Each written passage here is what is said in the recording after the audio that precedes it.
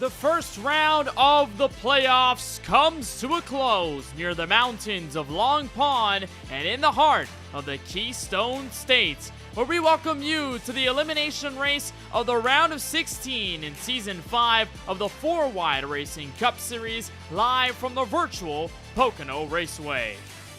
At the Tricky Triangle, we bring you live coverage on MaxSpeedTV. We're up atop the broadcast booth here in Long Pond, Pennsylvania.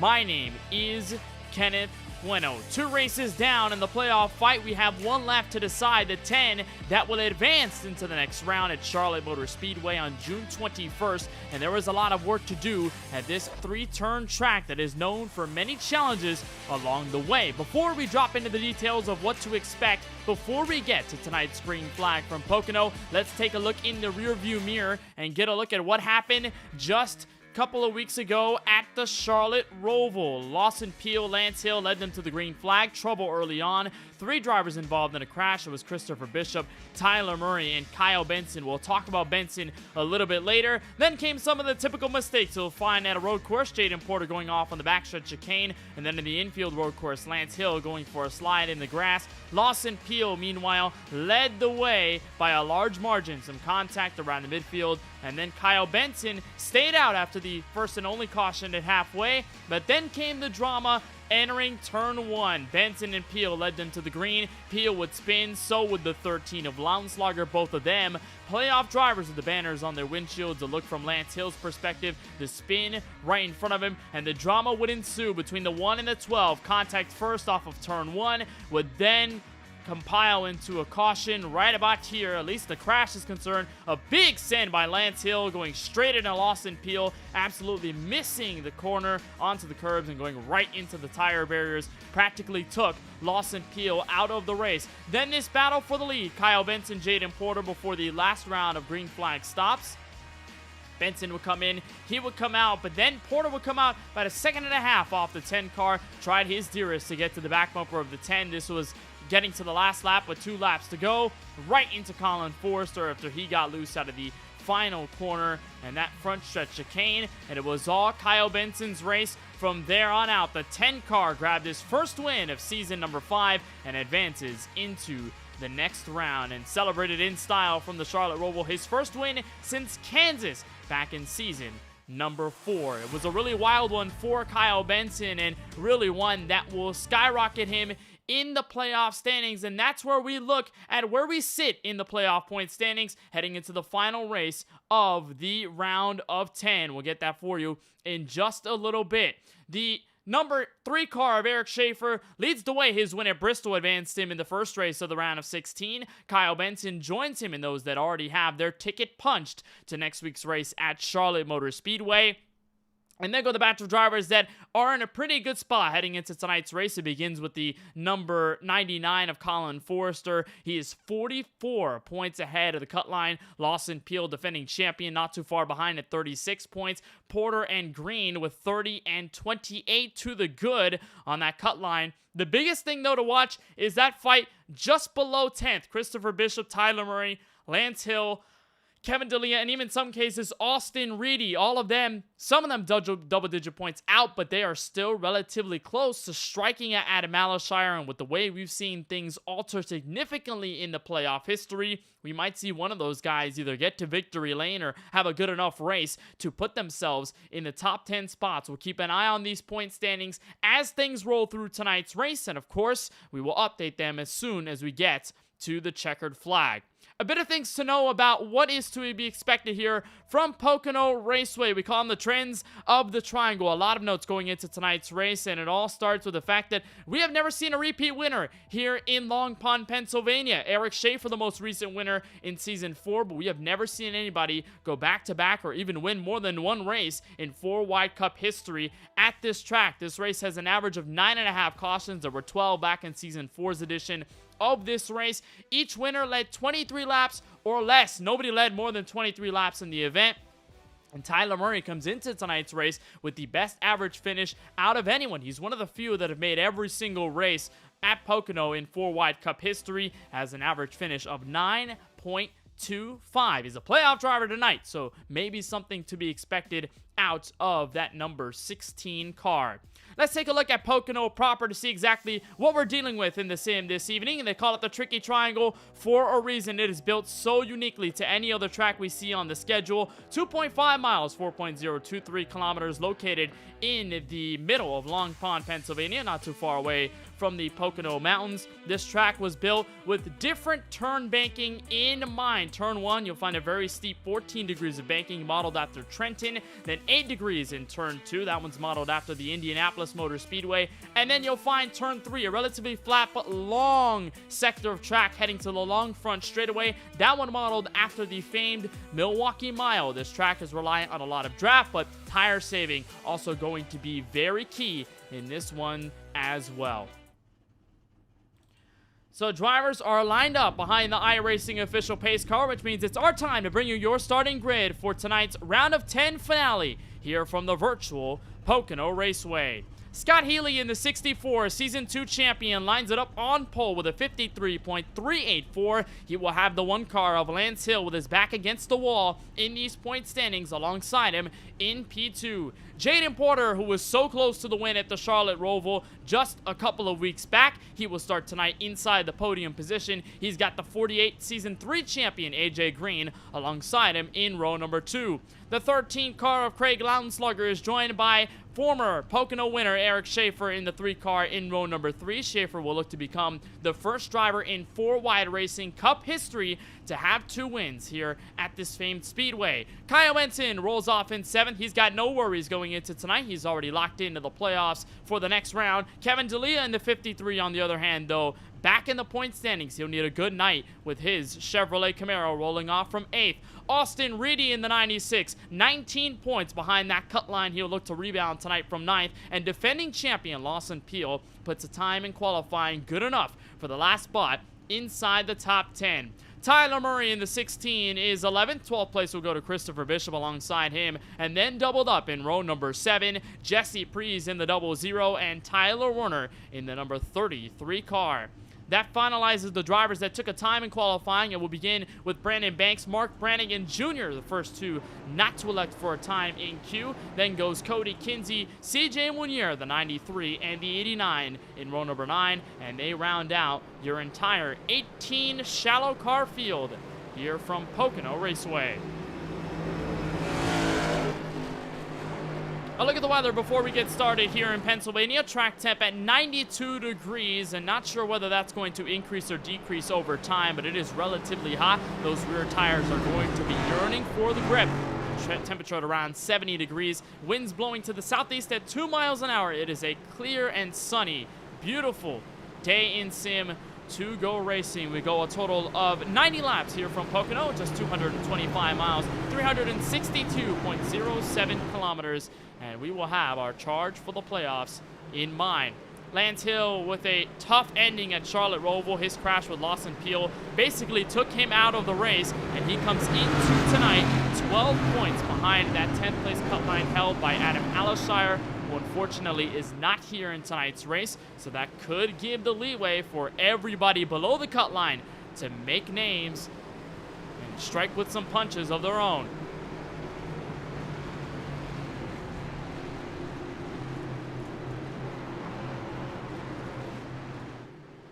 So Scott Healy, the Season 2 champion of the 4-wide Racing Cup Series, will look to get to victory lane for the first time in a while. Lance Hill on his outside, Jaden Porter, AJ Green, the 28 and the 48 to join them with assistance in row number 2.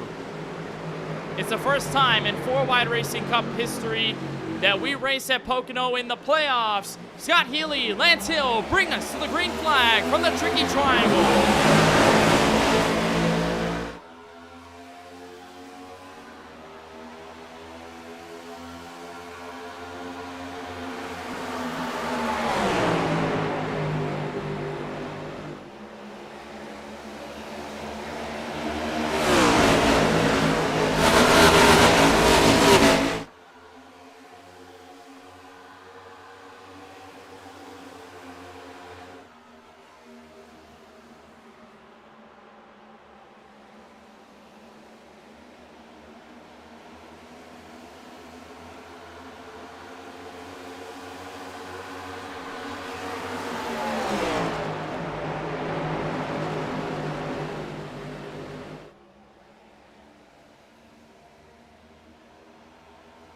And it is Lance Hill to the command to cross the line. Lap number 1, Healy behind it. And stellar move into turn 3 by the 1 car. Gets him the lead. Healy going to push him back to turn 1. And it is basically all single file before you get to Kevin D'Elia. And it appears him, Lawson Peel, Kyle Benson going at it for position. Now Craig Lautenschlager looks on the outside of Jaden Porter. And he'll try to surge to 4th. And he's got the spot on the back straightaway.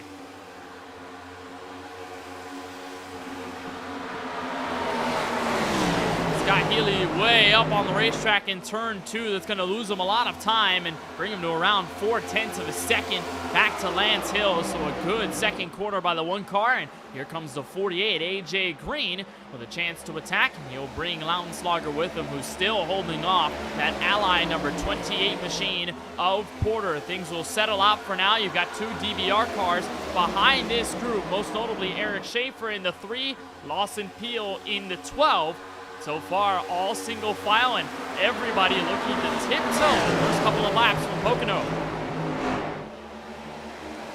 It just seems to be the motive that we've seen often in these larger tracks. A lot of drivers really want to stay in a pace early, do not really want to be aggressive. That seems to be the motive for everyone right now. We've only seen a couple of passes on track, but for the most part, everybody knows their situation, especially those labeled with those green playoff banners. They don't want to soil their playoff run, especially here in this last race of the round of 16 this early. So it looks like for now, drama-free as Lance Hill leads the field back to the stripe for lap number 4. We did see some passes here and there. Kevin D'Elia was in the middle of some of those. He's dropped back all the way to P13. Looks like 17 cars officially made this race, so that 18th car, unfortunately, did not make the green flag. That was Mark Brannigan Jr. into 17.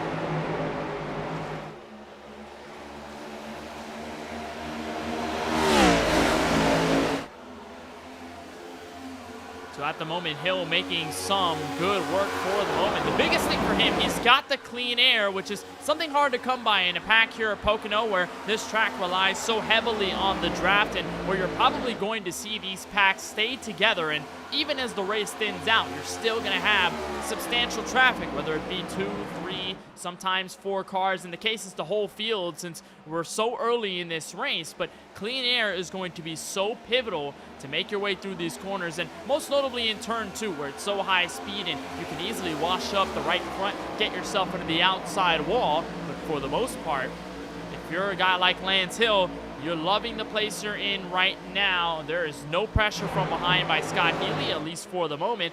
And he's got leeway to rotate through the corners. And even then, put that 64 in dirty air. Make it work a little harder to get through the corner and make him suffer with his tires. Make him use them up a little more. And that could ultimately let him pull away. As here's the 12 car, Lawson Peel, defending champion. Underneath Eric Schaefer, there's your last race winner, Kyle Benson, right behind this group. He might make it 3 wide. Schaefer washed up off the contact from the 12. So Kyle Benson will follow the 12. Moves into P6, Benson up to 7th, and Schaefer back to 8th. Schaefer the winner at Bristol Motor Speedway. A couple of races to go to get himself into the next round, so no worries this time heading into Pocono Raceway, where he was in contention for the race win and got it in the green light check of the 10th. Schaefer with a little more relaxation in mind this time around, but obviously it would be so much better to go to victory lane rather than just hanging around inside the top 10. We've seen him be in spots like this before, where he's hung around at the back.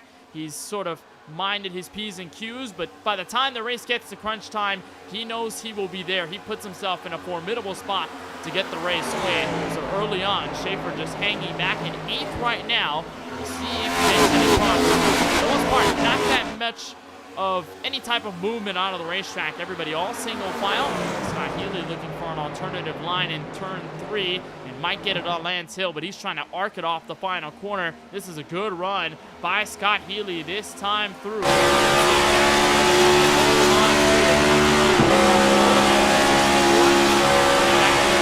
how much that gets off the long run straightaway. Here comes Healy with a challenge for the lead once again.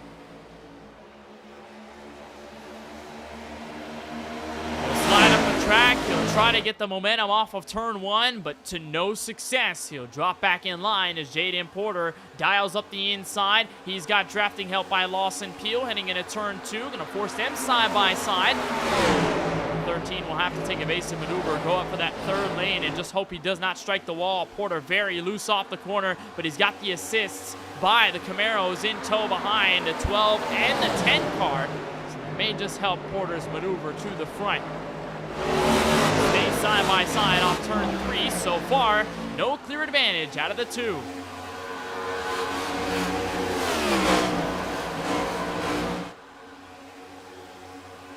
Porter, one of those going way down the track, but it did not work because the draft helped to Lawson Peel. He got the push from the 10. Now he'll get to the inside of Lounslugger for 4th, exiting turn 1.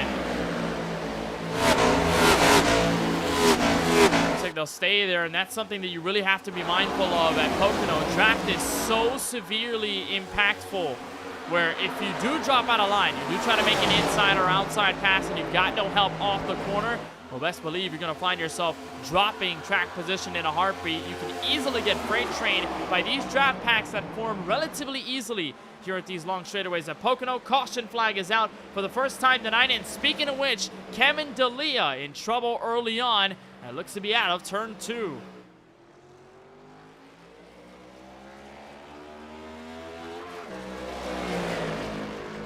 The Skybox NASCAR number 53 seems to be in trouble.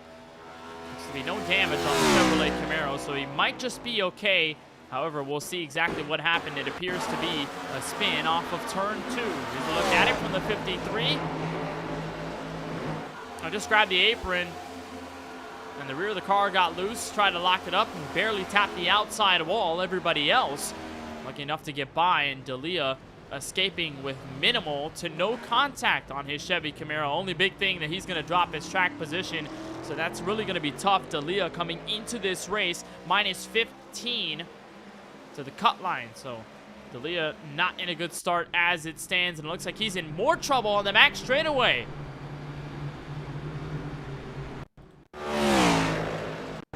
And I think this was trying to get by to the back of the field.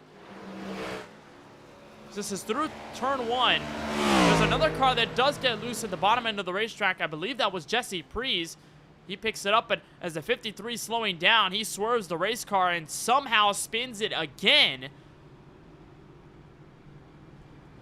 And comes to a screeching halt right behind the field. This has been a tough 9-lap stretch for D'Elia, where he dropped that track position early on, and all of a sudden, shotgun of the field. As Scott Healy will bring him out of turn 3, he'll head for pit road. It looks like this is a confirmed call. He'll bring some others with him. Craig Lautenschlager, Lawson Peel, Kyle Benson, and others.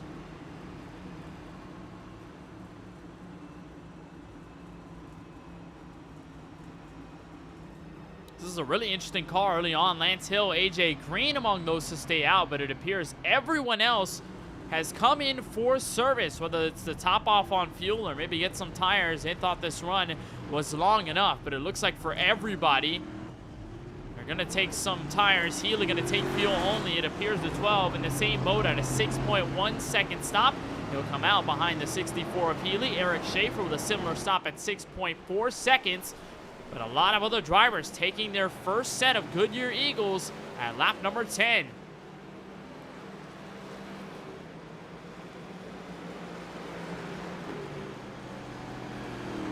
Early call, lap number 10 of 90 here from Pocono Raceway. Your top 2 of Lance Hill, AJ Green are going to gut it out and stay on the racetrack. It appears they did not feel it was long enough of a run to go 4 tires and fuel.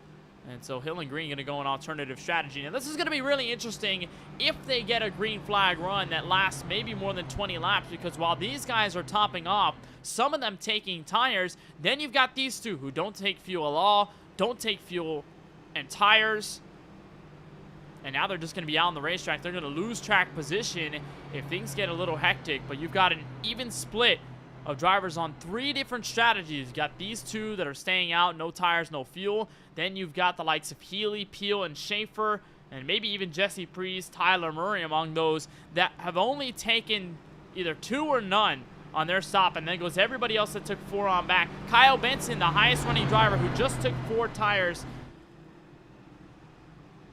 And so the strategy's panning out in many different ways before we can even get to the 1/3 mark of this race. Some more drivers hitting pit road. One of them going to be the 89 machine of CJ Munier. The Wawa Chevrolet Camaro going to come on in. I believe he'll bring one other driver with him. That will be Tyler Murray in the 16. So he had around a 7.5-second stop. Murray's going to come in for some extra assurance. He'll lock the brakes, get into his stall. And that is going to be actually tires put on his Chevy Camaro. So right side's up. Looks like that should be enough. He kicks up the rev. CJ Munier will beat him out of the lane with a fuel stop only. And we will double them up for a lap 12 restart with strategy opened up to its full potential.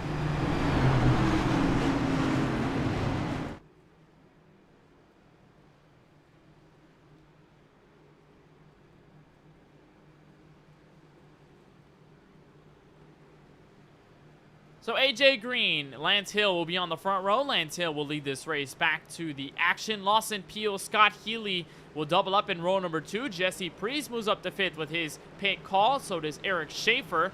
Cody Kinsey will be back in 8th. Austin Reedy, Jaden Porter among those back there. Kyle Benson going to be also back here in this top 10. Jaden Porter dropped many spots on that stop by taking 4 tires and fuel. He's back to 10th. 11th will go to Craig Lautenslager, Brandon Banks in 12th, then Bishop, DeLeo, Warner, Munier, and Tyler Murray, who comes out of pit road last in 17th place.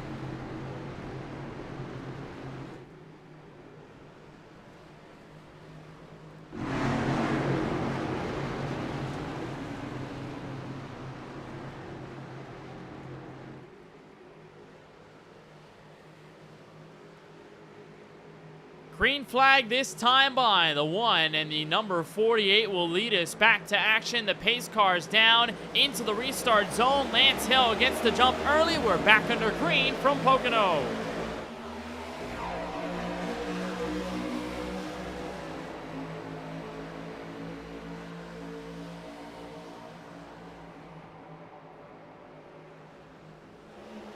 And we'll monitor just how strong those 4 tire cars are. Benson already looking on the outside of Eric Schaefer. That's going to be the battle for 6th, decided on the back straightaway before turn 2, but no real advantage entering the corner as Lance Hill will hold on. He'll try and arc it down to that yellow line at the bottom of the racetrack. He'll bring AJ Green in tow. That slows him down. Here comes Lawson Peel with that challenge for 2nd.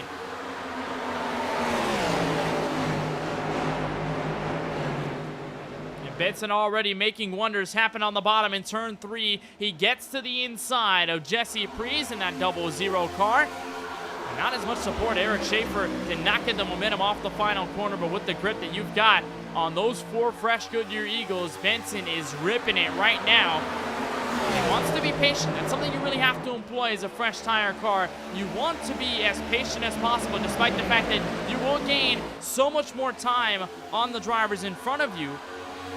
Benson just holding out for the moment, not necessarily doing anything out of the ordinary, just staying in his line, staying where the draft is at. Just going to use those moves when he can. It could also help him save some tire. Gets a good run out of 2, has to wobble the car to the inside of that 00 machine. So he'll get under Priest, and that will be a decided fight for 5th place. He'll go to the bottom in turn 3. He's got to look at the top 4 as Lawson Peel looks on the under for the final corner. And almost had a move there as the 10 dials it all the way to the bottom on the 13 car.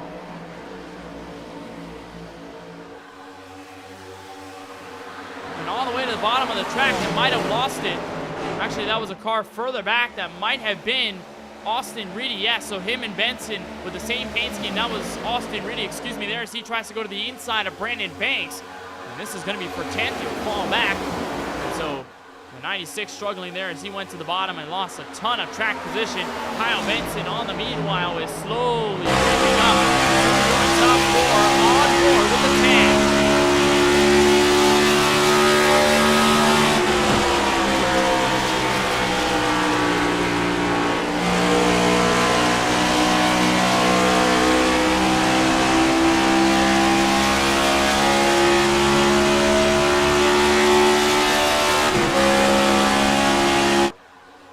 gets by the number 64 with ease. He'll try and look forward next on the Drinking Bros Racing number 12 as Peel is slowly caught up to AJ Green. He's been looking at a pass for the last couple of laps. He is just not pulled out of line, but you really have to pick and choose your moments at Pocono. If you don't have fresh tires like Kyle Benson has, you want to follow the draft. That 12 is being as methodical as can be, either forcing AJ into a mistake or just waiting for the moment where he's got some draft support and he can get by without a hitch. But it appears all single file still through most of the field. Eric Schaefer, surprisingly enough, did not gain that much track position, kind of fell back with this group, and it's sort of been hanging around. And the same can go for Craig Lautenschlager, the second driver on 4 fresh tires at a 14.5-second stop.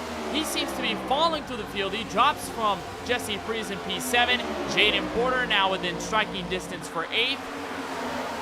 And you're seeing the 2 different sides of the tire fight, right? Because Benson is using his tires to his advantage, aggressively moving through the field, getting position after position, while Lautenschlager has been holding back. So either that 13 is saving his stuff, or Benson is just that much better on these tires for the moment. So he tapped the back bumper of the 12 car on the back straightaway, didn't want to push the issue, didn't flail his car to the inside, so he's going to stay where he's at. But Lawson Peel finds a way to pull the trigger. He looks to the inside for P2.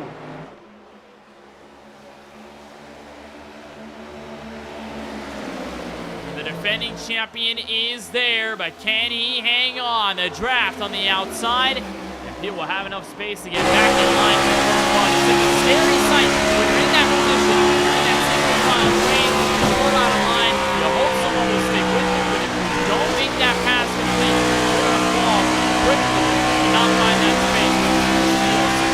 Down and releases that. Schaefer back to Jaden Porter. Just about a 6-car breakaway as Peel will once again go to the bottom. AJ Green will give him the space in turn 2. And these two trying to point their way to the next round, but both of them in relatively decent spots. But here comes Benson to fill the hole on the outside, and we've got at least a 5 or so car breakaway for second on back. And that was a good corner by Peel, but it was probably not enough to make up for this draft pack on the front straightaway. As they get to the start-finish line, Benson will push to 48. He'll drop it down to the bottom. Peel will fall back to 5th, and the 10 car decks the inside in turn 1.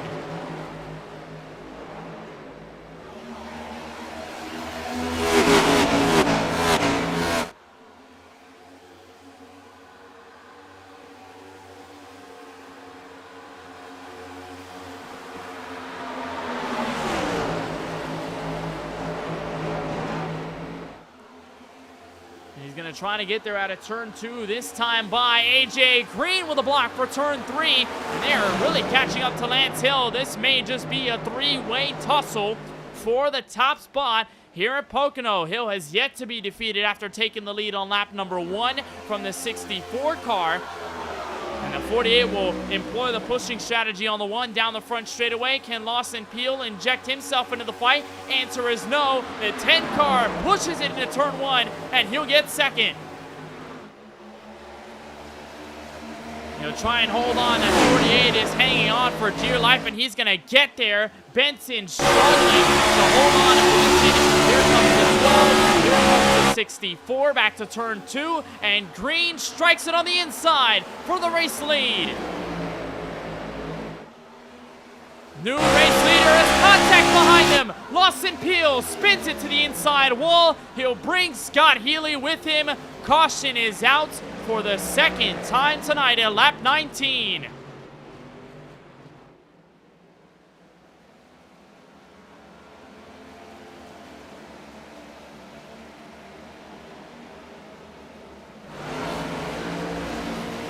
Minimal contact and damage for both of them, but it sends them around as the caution flag waves once again from the tricky triangle. And this time it's a multi-car incident. We'll see exactly how it unfolded, but it was really here. This setup on the max straightaway. Benson tries to make the move. Scott Healy was there to support the 10 on the bottom. Had to back out, but you'll see what the 12 car does here. I believe he washes up just a bit right there, but this looks like the 64 had a lot of speed coming off the exit and just got into the back bumper of him, the quarter panel, to send him sideways. Got the 64 in it, and then as the 64 of Healy got into Peel, just got sandwiched, and then got hit from behind by the big car of Eric Schaefer. This is going to look right there as they check up. Schaefer has nowhere to go. Yeah, a little hit to the inside wall as Scott Healy ends up a part of this incident. The pole sitter right on board. This is exactly what happened from his view. 12 backs it up. This had so much speed coming off the corner, he couldn't ignore it. Gets into Peel's back bumper, and then Eric Schaefer just slams into the both of them. You see that left front damage on the 64 machine. It looks like it won't be enough to take him out of the race. These drivers do have a fast repair given to them for every single race of the 4-Wide Racing Cup Series, but it just doesn't look like that damage is enough to fully grasp the fast repair quite yet. He's going to come down pit road, and he will bring pretty much everybody with him. Your leaders are in. AJ Green going to command the field for the second pit stop cycle of the race at lap number 21.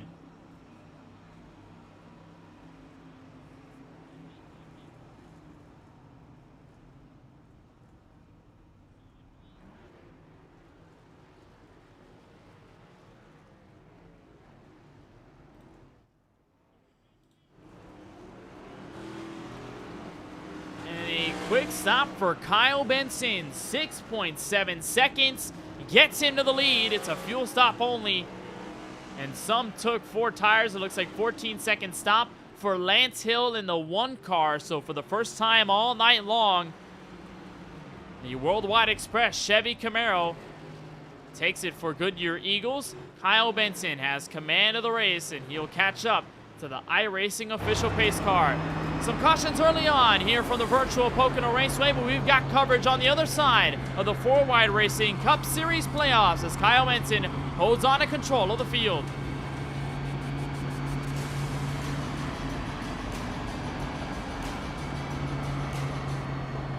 Racing isn't easy, but experiencing it is.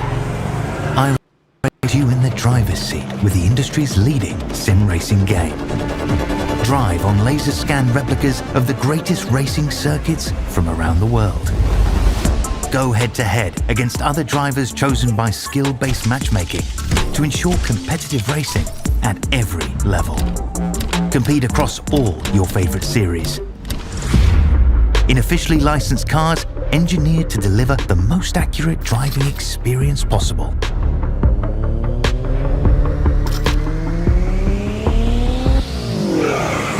Join a race or host your own with players from across the globe.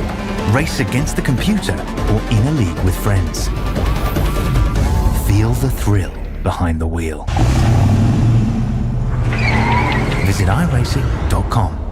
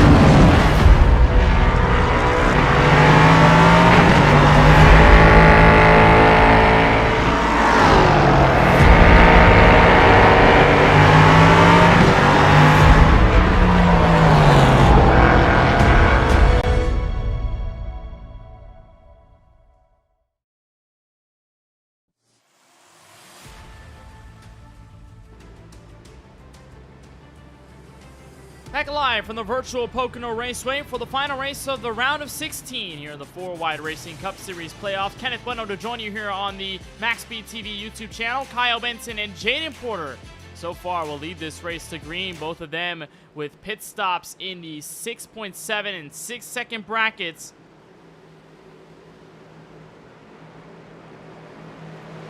To put them out front. The first cars on 4 tires include AJ Green in 9th, Lance Hill back in the top 10. Pace cars down. The 10 machine will have discretion. He jumps first. Green flag back in the air. Lap number 23.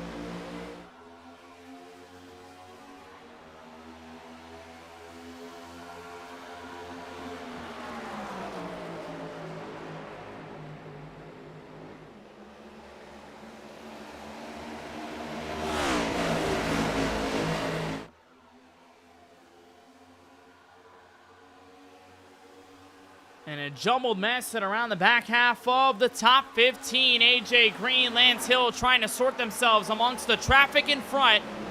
And they try to get to the inside of Lawson Peel, involved in that last incident right about here at the exit of turn 2. They'll be side by side as Hill tries to command the forefront of this conversation. He'll dive it into turn 3. He's way loose up the track. 3 wide for position.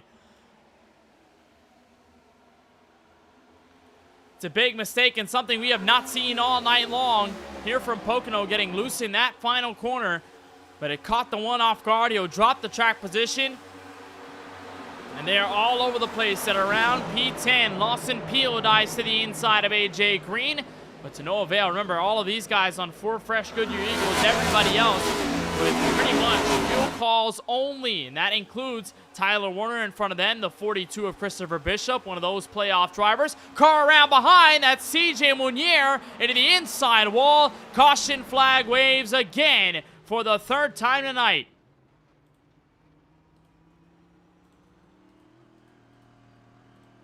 And Lance Hill around as well in turn 2. What has happened with the 1 car?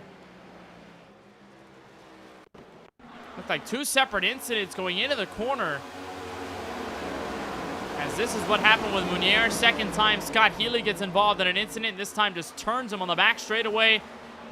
And that looks like totaling damage on the left front for the 89 of Munier, as his car just limps it onto the apron. And we'll see what happened to the 1 car of Hill, as he was right in front of all this. This is him right in front of the mess on the back straightaway. There's the spin by the 89. That's what initially brings out the caution, but as he checks up, just loses the back end of the car, slips through the grass, and right in front of Jesse Priest he goes before officially going sideways and going around, coming to a rest with the back end facing the entrance of turn 3. So Lance Hill in trouble, and it appears Scott Healy has been taken out of the race, involved in those 2 accidents in the first half of tonight's festivities. Look on board from the 1 car. And I believe did get some contact there from the 00 of Priest on the way there. And just ended up in that incident. So the 1 car of Lance Hill drops to the back of the field and ends up in some trouble to put him far back through the running order. And that's such a tough situation for Hill, leading this race early on and led the most laps up until this point, and then got the lead stolen away by AJ Green. And their call, obviously, to stay out practically worked. It kept them out front for the run that they had at that point. But to be dropped back through the field, to have to work your way through traffic, it's been a little tougher for those guys. And AJ Green, the best he can get is 9th as it stands. And of course, Lance Hill, with that spin of his own, has been sent to the back of the field. We'll see if he dials it down pit road. There are some takers, Brandon Banks being one of them. Tyler Warner, it appears, has also made his way in. He's going to lead Eric Schaefer and the aforementioned Banks onto the pit lane. And these 2 in very different spots on the playoffs. Eric Schaefer, of course, locked in via the win at Bristol, but Banks having to hold on to a 17-point spread before you get to Adam Alishire, who's holding that last spot in the top 10 by the cut line. And that's going to be a top-off stop only for the 54. For the 3, going to be a little longer. He'll get out right after. And, of course, for Warner, looks like fuel only for him as well. And for the 89, damage repair on that number 89 Chevy Camaro.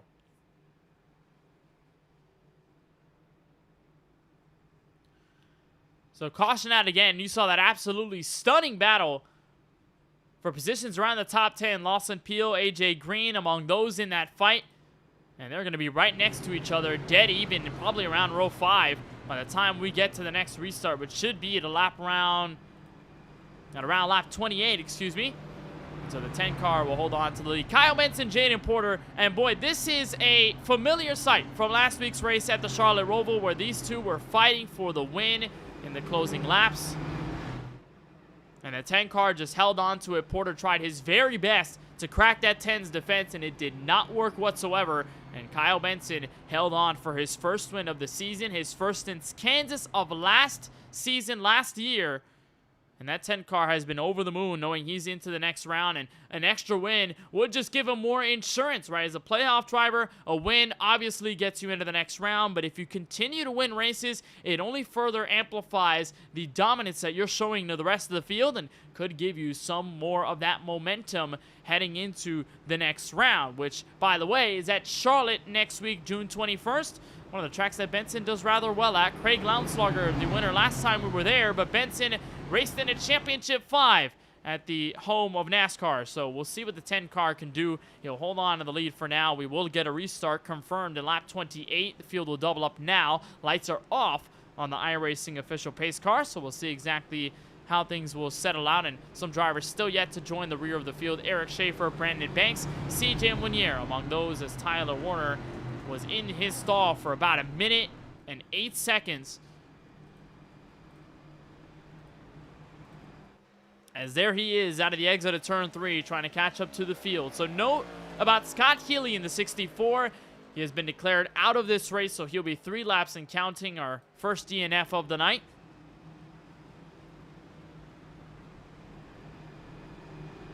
As we'll double them up on the back straightaway and get to turns 2 and 3 for our restart after the third caution flown here from Pocono. Mentioned earlier in tonight's broadcast, we had an average of 9.5 cautions thrown at these Pocono races. Raceway races, by the way. We've had 12 cautions back in season 4 here at the Tricky Triangle, so this place has been a breeding ground for some cautions, especially late in the going where we had that green-white checkered attempt. Finished the race last season. Eric Schaefer in victory lane in that one. Jovi Ray back in season number 3, I believe, took it all the way to the checkered flag without needing overtime.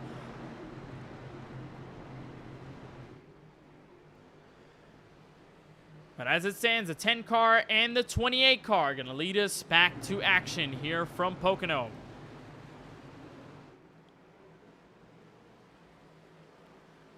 At the exit of turn 3, pace car will make its way down. Kyle Benson will have discretion. He's got help from Lautenslager right behind. His teammate Tyler Murray, though, a distant second row on the outside. Green flag back in the air as they chase for turn 1.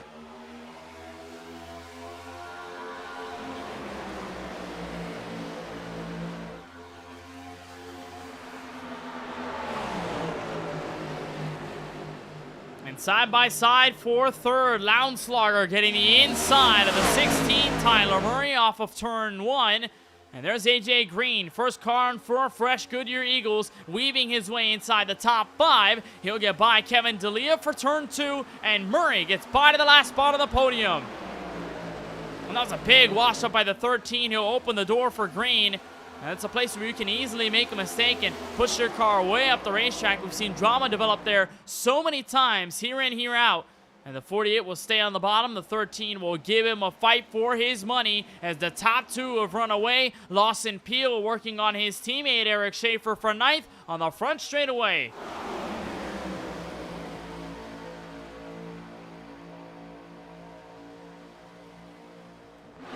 You have to be really careful, again, about where you're placing your car on the straightaways and in the corners. AJ Green with no choice but the bottom as Jaden Porter gets the inside of the leader, had a shot at it. That's a drop out before it got a little too sketchy. Almost spun his car around trying to get there as Lance Hill gets to the inside of Lawson Peel. Remember the drama that we saw them both in at the Charlotte Roval a couple of weeks back. They both ended up into each other, whether it be at a turn 1 or whether it was in the infield road course. Totaled both of their races, dropped into the playoff picture quite a little bit, most notably to the 1 car who was below the cut line. And now he is fighting for his life in the middle of the pack, and AJ Green suffering the brunt of the consequence by trying to go to the bottom of the 13. As the 16 car under fire from the Toyota Camry. Kevin D'Elia, who had that spin earlier to bring our first caution of the night, he's now up inside the top 6. And on board with Green.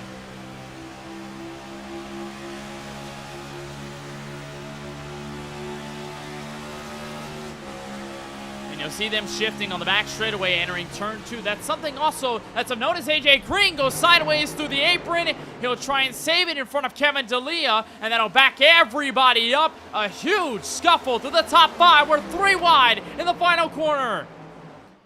Eric Schaefer dive bombing it on the inside. Can't make it stick as D'Elia stops it at the bottom of the 1 car. He'll make contact out of the final corner. And it is getting contentious around 5th on back. As we ride on board with D'Elia, who dropped those spots and give way to the 12 car all single file back to turn 1. They settle it out.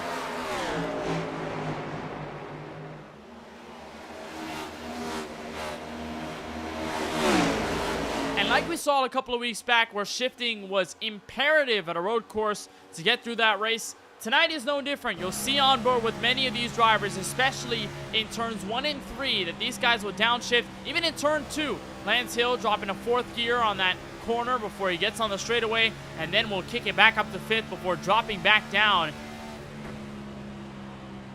And shifting really important in these next-gen cars, and something we talked about last season ad nauseum, where it was their first season introductory into the 4-wide Racing Cup Series. And when you have to deal with an H-pattern shifter at first for Gen 6, then having to get used to the sequential here in Gen 7, the next gen, and having to really alter the way you go through corners because you have to shift to get momentum off of it.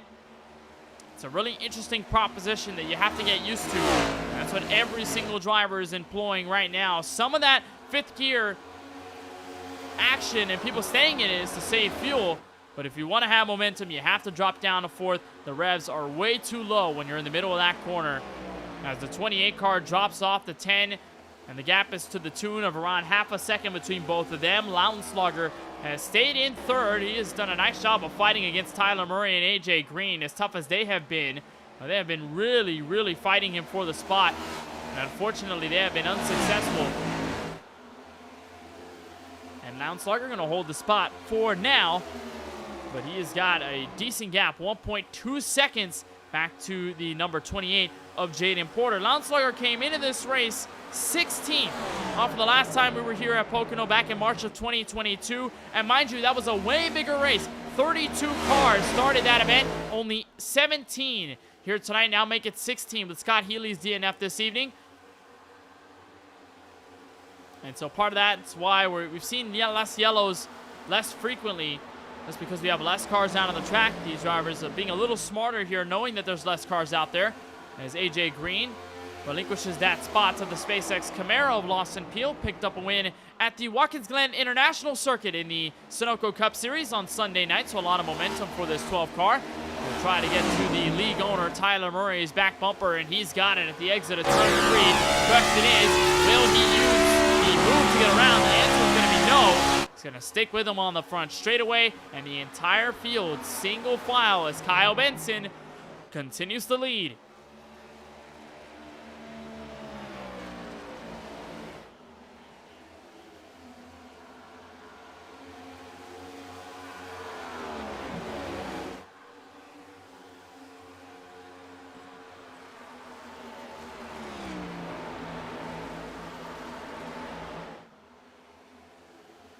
And it's showing you right now as well, tires really haven't mattered all that much. You probably expected here at this rougher surface at Pocono that it would play a factor, and drivers who are on fresh rubber could easily pick off spots, but because of the draft equalizing the competition, it doesn't seem to be that effective. Lawson Peel, he's the first driver now on 4 fresh tires at a 14.4 second stop last time he was in, and now he's only getting to 4th, and it took him a while to get there. As AJ Green going to get the help from Lance Hill.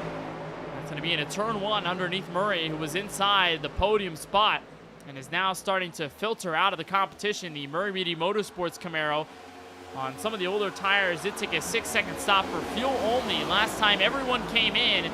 So it has been a little more of a struggle as the 48 and the 1 who are on fresh tires will get around at the bottom. But even then, for Peel, he is slowly catching up, putting in better lap times than your leaders, but it has taken a while. There's been more of a buffer as we approach halfway through tonight's race. And what might be one of our longest runs all evening long at 14, I mean, we're looking at a pretty substantial discrepancy for those that are on fresh tires. Although it usually would be the other way around and most other tracks on the schedule. Charlotte will see it next week. If drivers are on fresh tires, they're going to blow by the old tire cars like if they're standing still. But here at Pocono with the draft that we've seen, and you can also take notes from tracks like Michigan or Auto Club where tires do matter, but draft is really a reliant factor as well, so it can eliminate any clear tire advantage. That's what's allowing Kyle Benson, Jaden Porter, and Craig Lautenschlager to stay in the lead despite only taking fuel the last stop.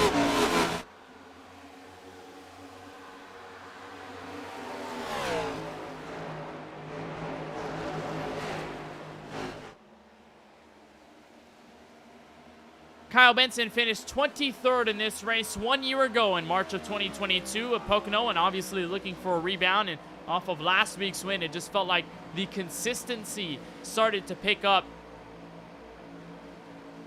through practice and through qualifying. And Benson now in his Teamer Designs Camaro stays in front. Still half a second though to Jaden Porter, so it's not like he has officially pulled away from that 28 quite yet, but he stayed around that gap. They have been relatively even on lap time. Porter was a tad bit faster the last time they crossed the stripe, but it's been relatively similar between those two. But now you'll possibly see the fight for third as Lawson Peel has been chopping off the time on the 13 car. He'll get the inside line entering turn 3.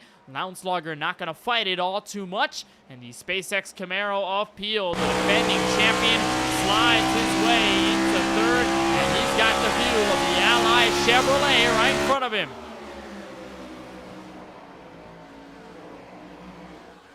And then here's Drinking Bros Racing teammate Eric Schaefer getting the inside of Murray into turn 1 for 8th.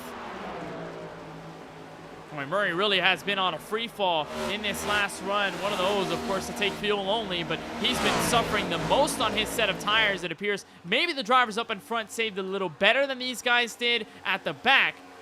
Murray is really suffering the consequences right now. He's going to stay behind the 3 car in the draft, and Eric Schaefer still has a bit of a gap to make up before he can catch up to Kevin D'Elia, currently sitting in 7th. Mind you, different scenarios in the playoffs that we're looking at. It is an elimination race after all. Tyler Murray in this race, -9, but since Adam Alshire in the 91 isn't here from Pocono, it is going to allow Christopher Bishop most likely to get in, but he's going to be tussling with that spot with Tyler Murray, Lance Hill, Kevin D'Elia, who are now running in front of him in that 42 car. Not necessarily with a standout effort this evening up until now. He's been meandering around the back half of the top 10, and some of which in the top 15. The Bullfrog Oakley Camaro currently sitting in 12th with the Jesse Priest car inside at around 7/10 of a second and growing. So it really is a challenge here for this 42 car, one of those playoff drivers. And the same goes for Brandon Banks, who came into this race 17 points ahead of the cut line, but he may lose a lot just because of the fact that he is so far back and everybody is outperforming him as it stands. And kind of a shocker for the 54, one of the most consistent drivers that we've seen all season long, even though Banks did come home in this race 15th after starting in 24th last year. Gap has closed for the race leader, now down to 2/10 of a second. It's a fast lap by Jaden Porter by almost 2/10 of a second. Porter with a 53.666. Benson at the 53.852 second bracket, while Peel faster than both of them at a 53.470. So as this run has progressed, Benson has been a little slower on the long run. Porter might take action, but who knows how long it will take before the 12 of Lawson Peel gets up to both of them at around halfway. And here comes Porter.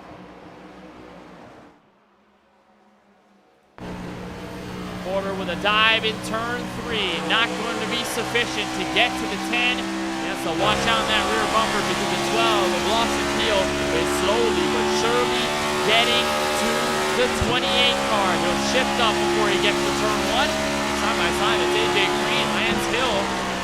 With AJ Green, Craig Lautenschlager, mind you, excuse me. Lance Hill behind them. This race has been all about staying on the set of tires and all-terrain strategies, and it didn't take long for these drivers to show their hand. Top 3 wrapped up in a blanket underneath a 10th of a second now, entering turn 2. And It's all a matter of who strikes first. Benson loose off the corner, opens the door for Jaden Porter, and then 28 looks to become another new leader from Pocono. He'll get to the bottom, he'll make the pass, but can it be a 2-for-1 for Peel out of the final corner? Jaden Porter is loose, he'll dart it to the bottom. Lawson Peel to the lead at lap 42.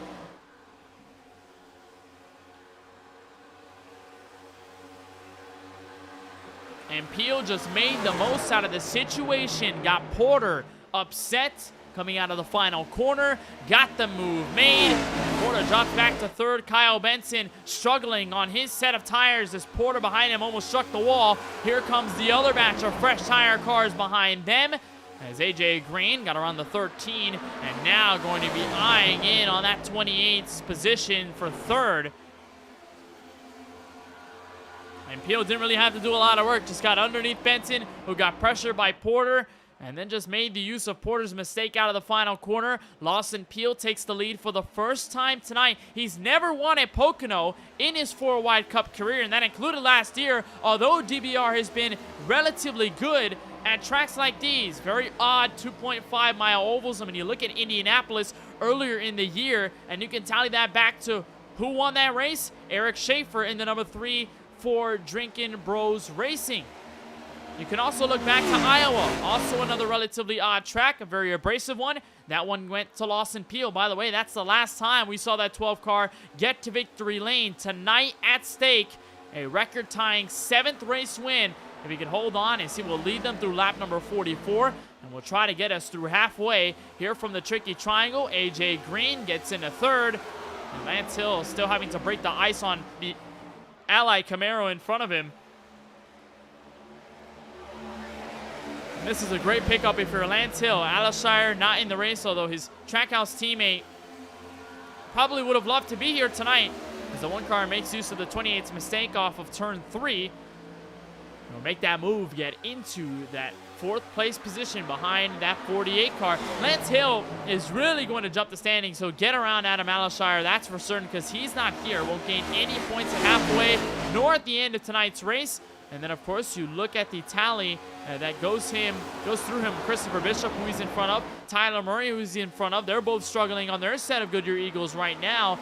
And Hill flying as it stands. The former race leader going to try to get back up there, and we'll see exactly how strategy will play out, because we've gone green for the most amount of laps than any other run that we've had so far tonight. 23 laps under green flag action as we'll cross the line for lap 45. Now, it's a question of whether you want to undercut, whether you want to overcut, and, of course, the cue for these old tire cars to come in, because they went for fuel only. Yes, they can make the stint, but tires are going to play such a huge factor. When the car becomes basically unbearable to drive, you're going to want to come down pit road. You're going to be screaming for either a caution or for the opportunity to come in, and he is hanging on for dear life behind the wheel of that 10 car, as here comes the 48 looking for second.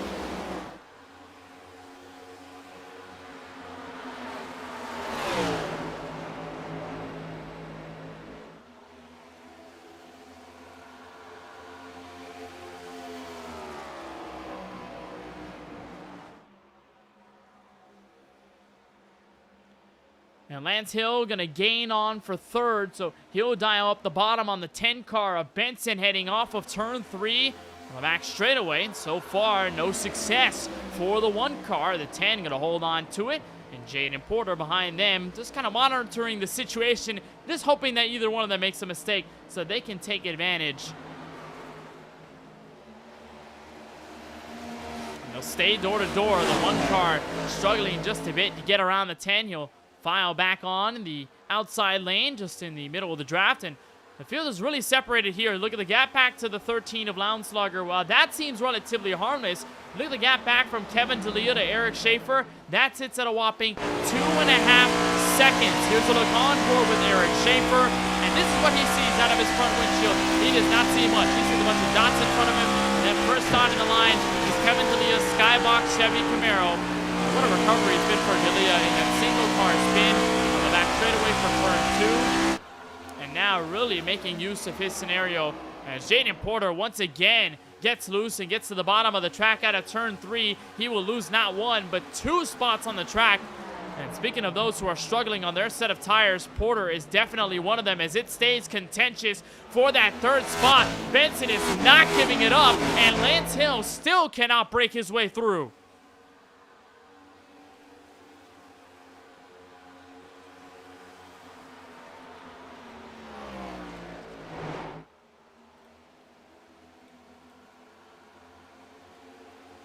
And at the moment, it is that 12 car, Lawson Peel, who has maintained out front.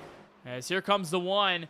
Once again on the inside of the 10. We'll see if he's got this pass complete out of turn 3. The answer, once again, is going to be a resounding no. Kyle Benson forcing his way back to the spot of the 3rd spot. Man, that was close between those two. They almost about made contact in the way for turn 3, and somehow they did not. Kyle Benson stays where he's at. It's still relatively in good shape to get around AJ Green. And that 48 starts to hit the cliff on his set of Goodyear Eagles. We'll just have to find out. So far, it is the number 12 of Lawson Peel who's hanging on to the lead of this race. Don't go anywhere. We've got more on the other side from Pocono.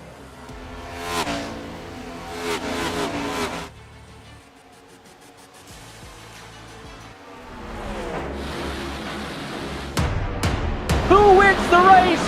Kerwin! It is Stanley Olot, the sophomore! Tipsy the header, you catch me in something you'll never do. I turn around and I love you. No motivation is needed. Look, I put myself on the pedestal. This is incredible. This how it feels at the top. Y'all know it's set up to stop.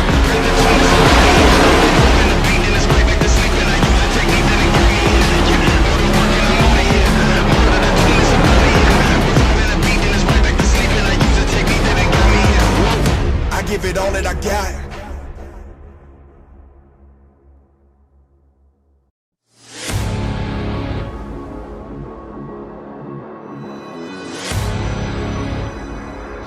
Wanted the best, you got him for a rest. Often imitated, never duplicated. The greatest show on dirt, the World of Outlaws.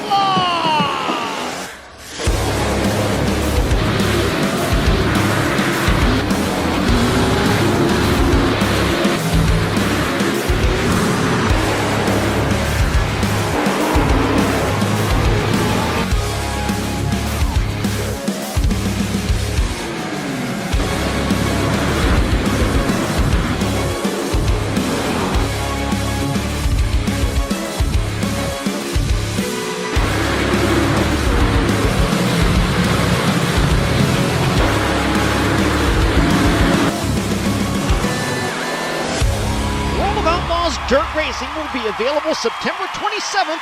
Pre-order your copy today.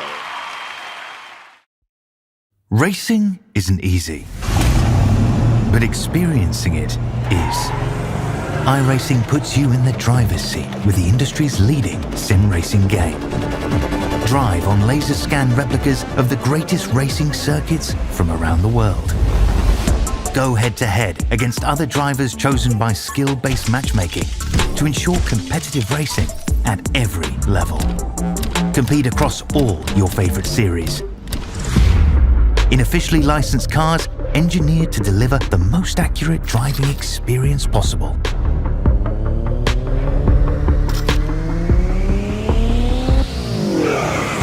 Join a race or host your own with players from across the globe. Race against the computer or in a league with friends. Feel the thrill behind the wheel. Visit iRacing.com.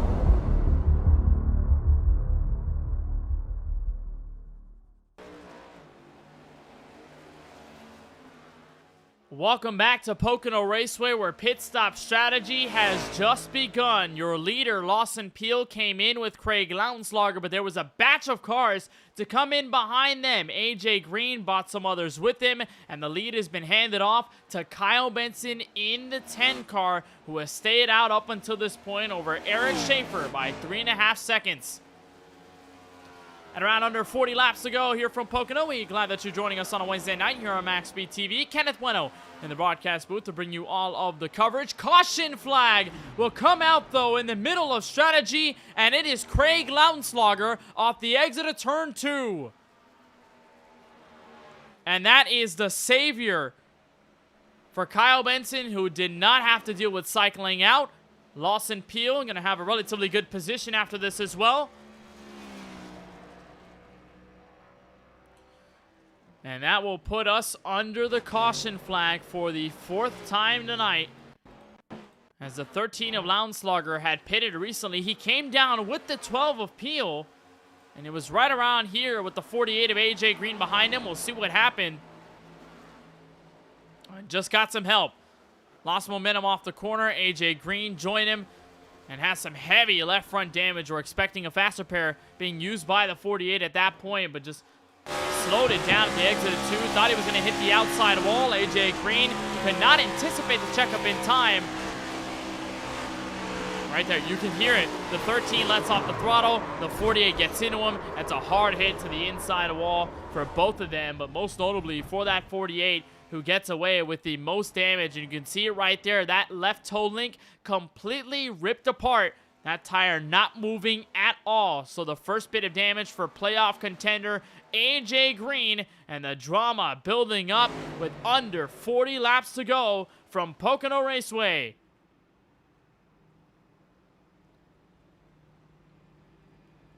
So Kyle Benson picks up the iRacing official pace car. He'll have CJ Munier, Eric Schaefer among those behind him. Cody Kinsey, a driver in the 93, the one who we really haven't talked about all night long, has moved his way up into the podium spot. This is a Dave Blaney number 93 throwback that he's running on his Camaro. Some beautiful colors and matte spec map for Kinsey's machine tonight.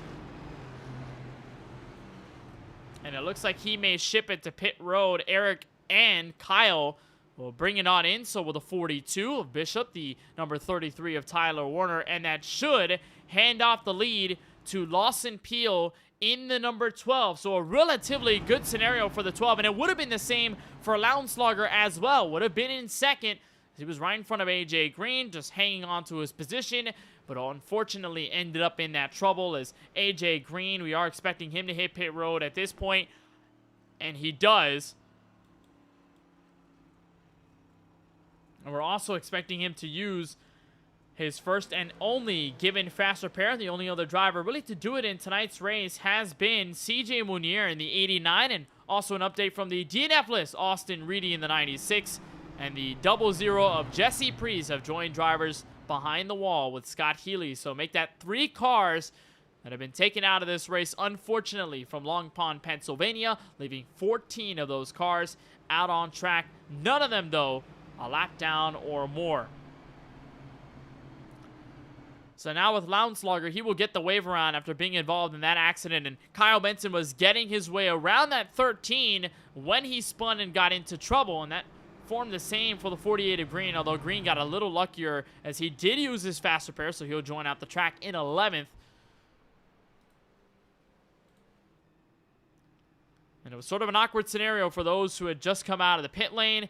But for the most part, everybody should be on relatively equal footing, apart from Benson, Schaefer, and company, those who stayed out all the way up until that caution waved. But they've got the freshest tires to make that by around 3 or 4 laps, give or take, and that may be enough to get them to the front. But, however, we did talk about the fact that tires weren't necessarily as advantageous as you would think. We saw Lawson Peel, AJ Green, Lance Hill, among those on fresh tires earlier in this race, pick up spots methodically. Didn't really ravage through the field like we expected them to. Took them a little while to get through the pack. So we'll see if, for the likes of Benson, for Schaefer, and all those guys who came in as of late, whether it is going to be a tougher route to the front, especially since there are many cars at the front who are playing as a buffer, and as well that there aren't that many laps of difference between them. So there really isn't a detriment between either strategy. They seem to be on the same playing field. However, it's all about long run pace, and we've seen how drivers develop on the laps 15 to 20 mark, and then 20 to 25, 25 to 30. That was our longest green flag run of the night so far. So we did see guys like Benson, Jaden Porter, and some of those fall off on strategy, while guys like Lawson Peel thrived on the long run, even though he did have that tire advantage. We'll double them up here at lap number 56 for our next restart inside what's going to be 36 or 34 rather laps to go from Pocono. Lawson Peel, the leader, he'll take the outside Kevin D'Elia on the bottom in that skybox machine. Tyler Murray and Jaden Porter are going to be those doubled up in row number 2. Then Brandon Banks filing out the top 5. He's got Lance Hill with him on the inside. Kyle Benson, the first car on 4 fresh Goodyear Eagles, will be in 7th. 8th place will go to Eric Schaefer. Cody Kinsey and Christopher Bishop, those two to round out your top 10.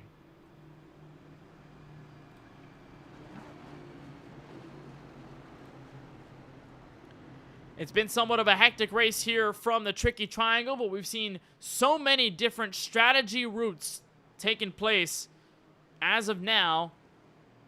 And it looks like for the moment, seems to be the first time everybody's been relatively on the same page since the drop of the green flag. But watch for Benson and company on the freshest tires in the field. Pace car is down. The 12 car will have help from the 16 into the restart zone. Lap 56 underway from Pocono Raceway.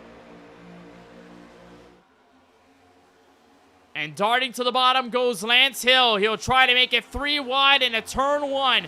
Now it's 3 wide for second. Porter on the inside of the 53. Tyler Murray will hold fort for second. They are 3 wide behind them. Brandon Banks on the very top. Benson on the bottom. Lance Hill stuck in the middle. And how much position will Benson gain in a turn 2? He's got the motive on the 1. He'll stay there while the 1 car backs out. And what a pickup it has been for Benson, up to 6, and now maybe get 5th. And he's got it to the inside. He tries to slide job to 54, and it is complete. Kyle Benson back inside the top 5. That's a big move by Benson, taking advantage of track position early. That's one thing that did plague those fresh tire cars in that last run. They did not go for the trigger early. They didn't go for the jugular in those opening laps, so it took them a little longer. But Benson has been on the move, and it's going to take him a little while before he gets to Jaden Porter, the next car in line in 4th. However, it may not take that long as Kevin D'Elia and Tyler Murray go door to door for that second spot. D'Elia will back out and wash up the track, got a bit of that dirty air in turn 2, right on board with the 53 car.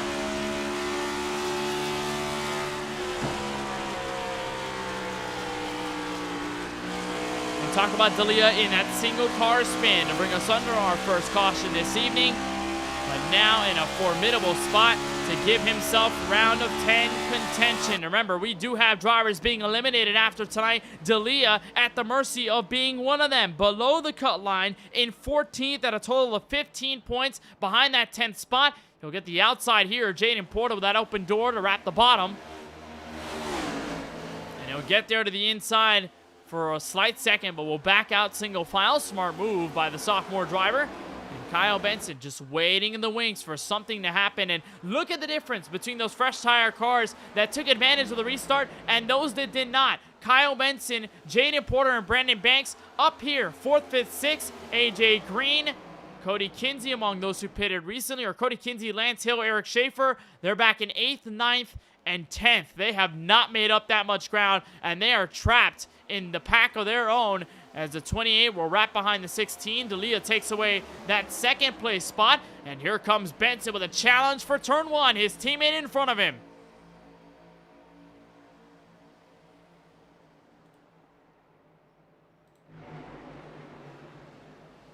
And Porter, linked with a huge mistake.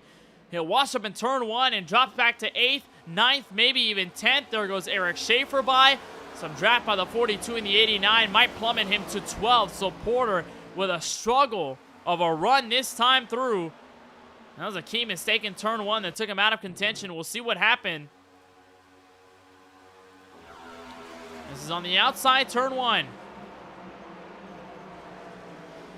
And that car just went straight into the wall. Not sure whether that was a hardware issue or what, because that car just did not go anywhere. Either that or a software issue. is a better look on board with the 28, so he gets the draft off the 16. It seems to be okay. He's losing momentum to the 10. No big deal. Can get it back in turn 1, but the car does not turn at all. And it just goes right up into the outside wall. And that 28, unfortunately, dealt the worst hand at that point. And we'll have to back out. The heat absolutely extinguished for the 28 of Porter, and he will have to try and keep himself alive in the back half of the field. Meanwhile, the Murray Reedy Motorsports number 16 is staying put on the last step of the podium. Even though his teammate is behind him, he is not fazed whatsoever. Brandon Banks, it looks like AJ Green, and Pocono going at it for the Peeps 5 spot. Cody Kinsey, we talked about him behind. Now he's finally caught up. He's bringing Lance Hill with him. Eric Schaefer, nowhere to be found. Almost a full half second off of these guys behind. And even more so, almost a full second behind them. As they'll go door to door, Kevin D'Elia trying to catch up to the 12 of Lawson Peel as Benson finally gets the bottom on his teammate for third. But here comes a 16 crossover move out of turn 1.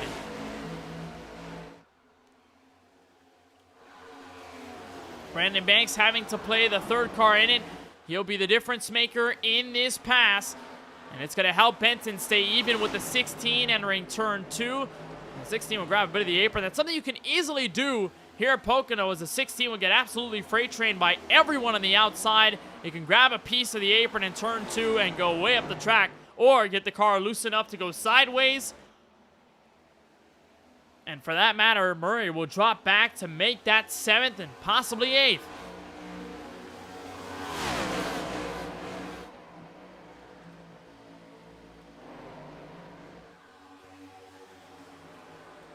And here's Jaden Porter, fight with the 13 of Lounslauger. And Lounslauger currently the first and only car 1 lap down in 14th. And how the races turn around for the AMD Ryzen Toyota Camry was up in the top 5.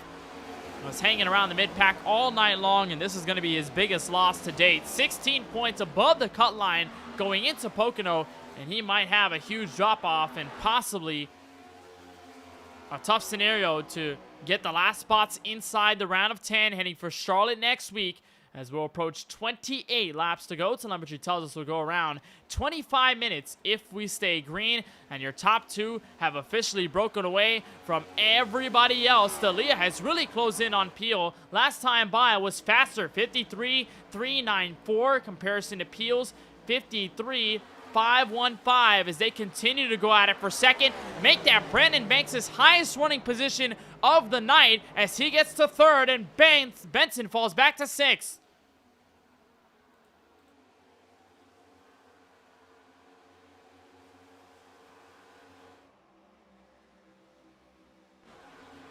And there's AJ Green. He'll bring Lance Hill with him. Both of them former teammates at Sonks Motorsports. And Benson will just have to fight through the trenches at this point. He's been stuck in the middle of this pack ever since he fell through. And the 1 car still getting the bottom on the 54 of Banks. And AJ Green this time takes away third. So the most competitive portion of the field is right about here, as the gap has grown between first and second again. It was at most 0.3 of a second. And now Peel is slowly but surely starting to open up that gap and dial in faster lap times to see how low these cars hang on that front straightaway, just trying to get as much downforce as possible through the underwing of the race car. These NASCAR Next Gen Cup Series cars are very reliant on aerodynamics, and that's something you need to be mindful of when you race here at a track like Pocono. That, Indianapolis, Michigan, Auto Club, and then the obvious choice, the super speedways, Daytona, Talladega, and even Atlanta Motor Speedway. You do not want to find yourself in a place where you do get damage and have to deal with it for the rest of the race, because while it may not be officially race ending, it could be theoretically position ending. It could take you out of contention for lots of spots, and therefore a lot of points as a playoff driver. That's what you need. Benson way loose in turn 3 and have to hold on to his car. Cody Kinsey will have the draft off the back bumper of the 10. Not sure if he'll strike to make a move. He will not, so he'll smartly stay behind. As Tyler Murray, we saw him up in the top 3. He has forfeited his spots. He's bounced to 9th. And all of these guys now single file. AJ Green leading this charge and still about 2.7 seconds off your race leader. And the driver behind him, Kevin D'Elia in the 53. So while this race stays green here from Pocono Raceway, why don't we turn up the sounds and go crank it up on MaxSpeedTV.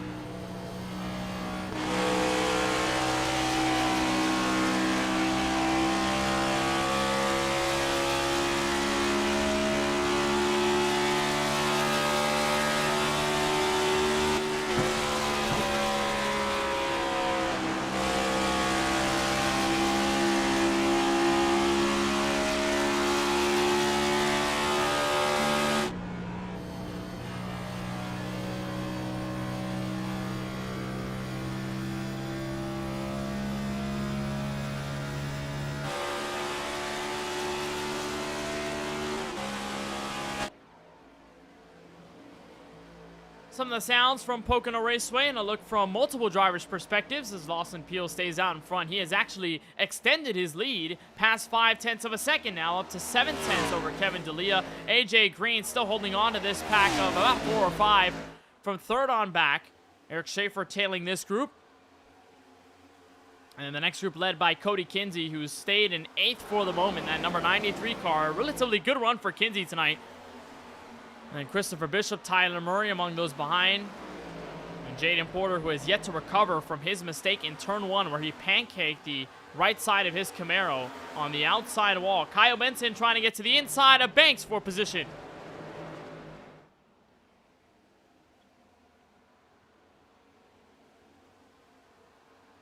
And it looks like one driver will hit pit road, and that is your league owner, Tyler Murray. And he will bring in Jaden Porter with him. So on lap 20 of each of their respective stints, they're going to come in. That's a relatively interesting call. And that does beg the question, do more drivers now take the cue to come in? These guys are now 20 laps into their stint, which doesn't seem to be a problem, but you're going around 20 laps more. Can you make it all the way to 40 without coming in extra time? A lot of these drivers have come in either 2 or 3 times tonight on the pit road. So we'll see whether an extra stop is necessary to get to the end of this race and how much fuel these drivers are saving. It doesn't appear to be much to what we saw on the Crank It Up as AJ Green and Lance Hill, they're going at it for position. So finally the one car went for the inside pass, but it's not going to work. Kyle Benson, short-lived 3 wide moment. He's going to make a pass on the inside of the one car for turn 1.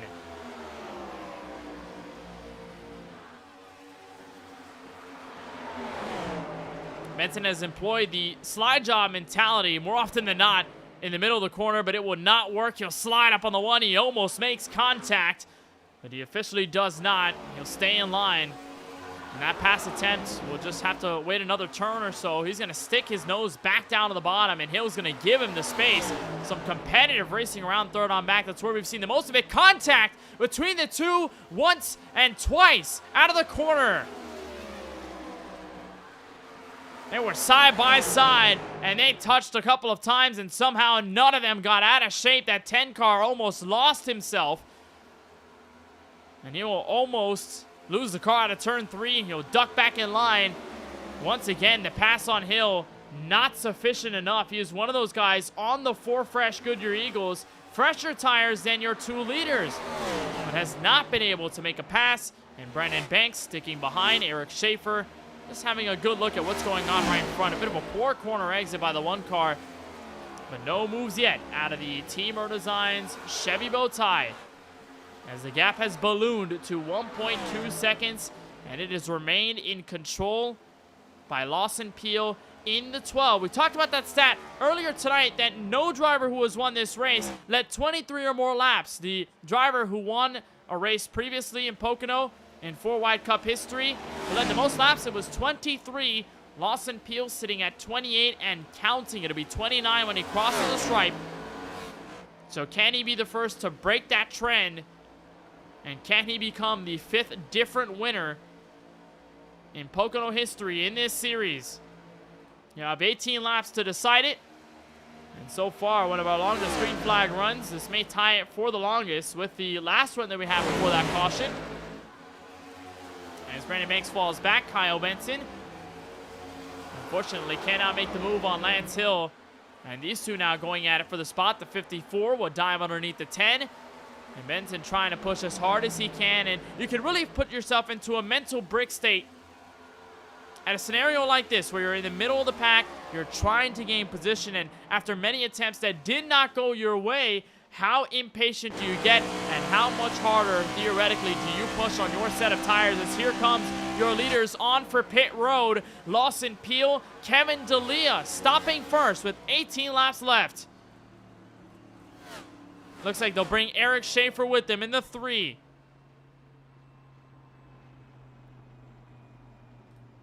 And so indeed, with 17 to go, pit stops are in effect. They do have to make one more before this race is over. And how much of an advantage will that be for guys like AJ Green, Kyle Benson, and Tyler Warner? They pitted 20 laps ago. And the others so far around 22, 21. But these guys can probably go an extra lap. How much of an effect will that play? Because if you're at a track as big as Pocono, right, you're probably thinking at distance. That probably is going to be the big thing at mind instead of just outright track position. If you can manage the gaps between yourself and everybody else, play that to your advantage. It might just be a big deal. 3 wide action. Kyle Benson jumps the 48 and the 1 on a pit road. What a move. That was a power pit road entry for the 10. Benson was a little riskier than the 2 behind him, and Benson gains track position before they even get to the commitment cone. Brandon Banks, Tyler Warner, Christopher Bishop, and Cody Kinsey among those to stay out. And Lawson Peel, who is now coming out of the final corner, will leapfrog these guys for certain.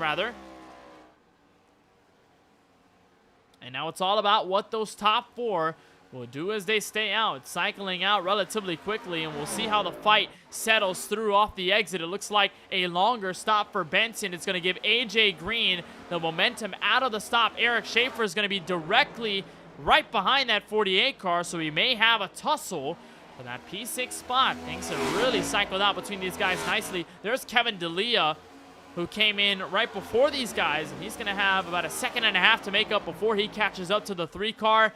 Benson right behind him. So it's a relatively tough scenario as we've got a battle for second. Cody Kinsey forcing his way through Christopher Bishop. And these guys still yet to pit, as I believe the only one to be behind this group and now in is the 33 of Tyler Warner.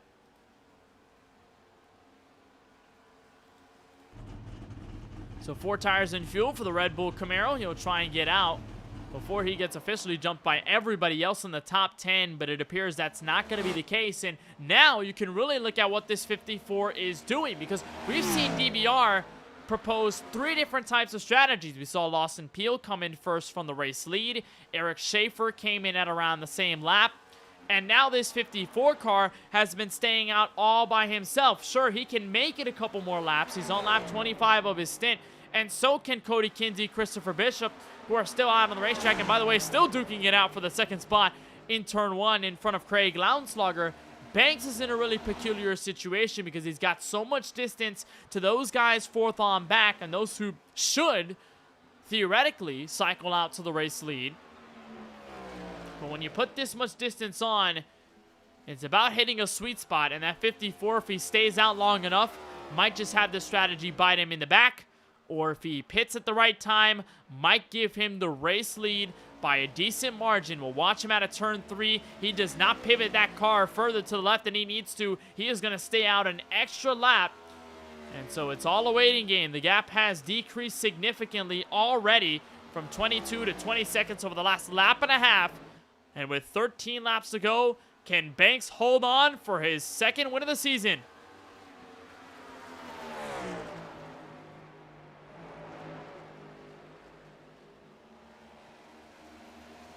Banks' last win came at Talladega Superspeedway and race number 9 here in Season 5 of the 4-Wide Racing Cup Series. And Banks finds himself in a decent spot points-wise to get into the round of 10, but nothing can secure a spot more than a race win. And for Banks, this is exactly what he's looking for. And we'll see if he comes down pit road. Cody Kinsey and Christopher Bishop still yet to pit. Your top 3 have stayed out up until this point. That 54 is not eyeing pit road, and neither is the 93, neither is the 42. So they're continuing to stay out, and this gap continuing to close now at about 19.5 seconds from Peel back to the next car in front, and 26 seconds and decreasing to the race leader.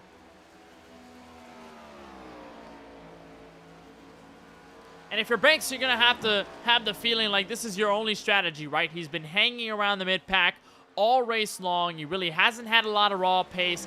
The one thing you can do to mitigate any of the deficits that you face out on track just by pace alone is from strategy. You can make up a lot of that time, gain a lot of track position, and so the 54 feels like this is his only way to get to victory lane tonight, is by staying out as long as he can, by trying to save fuel, and just by extending his gap. But again, like we talked about it, if you stay out just a little bit too long, you might have that leader jump you anyway. And although you could gain some decent points by getting a better finish, it's not the race win. It's not a lock into the next round, and we see just how much a win can amplify a driver momentum-wise going into not only a next round in the playoffs, but a next race overall. So for this 54 car, he's going to try his best to stay out as Cody Kinsey hangs the rear out, and he's going to get sideways on the back straightaway. He'll save it. Christopher Bishop checks up, and he'll grab 2nd away, but that could have been a pivotal caution to ruin the strategy with 11 to go. My goodness. That was with lap car Craig Lounslugger in the 13, who has the lucky dog spot for now. And just lost the rear end at a turn 1 and hopped over the bumps. That car pivoted to the right quickly. And what a save by the 93 of Cody Kinsey, who, by the way, continues to stay out. We probably expect him at that point to come in. He does not. He stays out on the racing surface behind Christopher Bishop by around 0.7 of a second. So that battle continues to rage on. And it is around 9 seconds of difference between this 42 car and then this 54 who we're looking at right now. We will cross the line for 9 laps to go, and we are still wondering whether Banks can make it all the way through on strategy or whether he will have to pit. He is going to stay out this time by. He is not going to hop on the brakes. There's lap car CJ Munier in front, so that would put him 1 lap down and would make him the lucky dog if a caution comes out. There's the next car in line way back in the frame. That was the 13 of Craig Lounslugger. And to answer your question, Brian Odell in chat, no, the 54 has not come down for pit road quite yet. We are within 9 laps to go, and it is going to become either a threshold point where the 54 is either going to have to come in or is going to have to lay in the bed that he's made to stay out all the way through.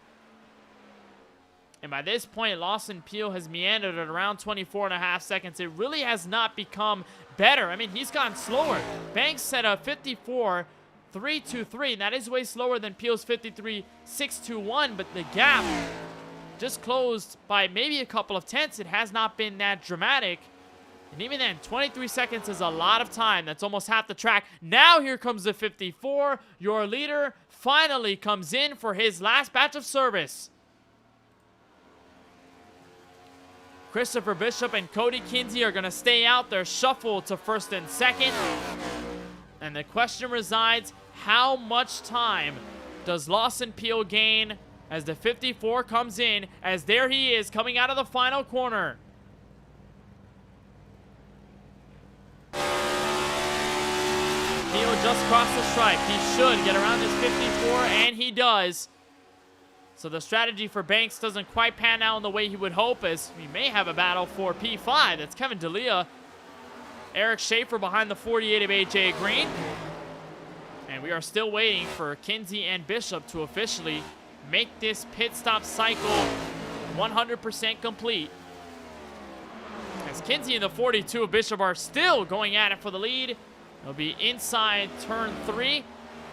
Cody Kinsey will have the flames spew out of the exhaust ports. He's going to come in. And so it's been a slow cycle. Bishop going to hang it out the window and try for a last-ditch effort. He's going to stay an extra lap at 7 laps to go. But it is certainly looking like a Lawson Peel win if a caution does not wave. And if that 42 finally comes in.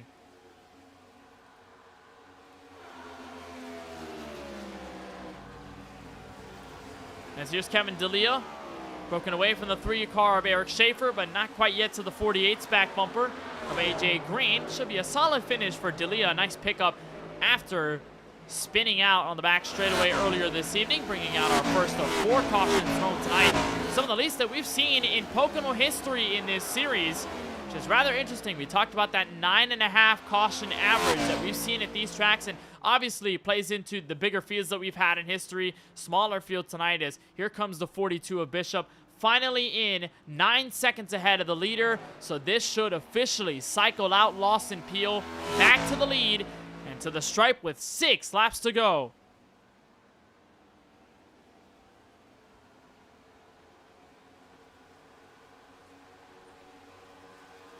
And make that 11 cars now on the lead lap. Looks like Lounslugger losing a plethora of spots. I believe he's in as well. Yes, he is. So here he is coming out of the pit stall. Tyler Murray will take over the Lucky Dog spot. He's behind your leader, so he just got lapped recently. He's going to have to hope for a caution to get the wave around. But so far, trouble not being spelled out at this stage of the race.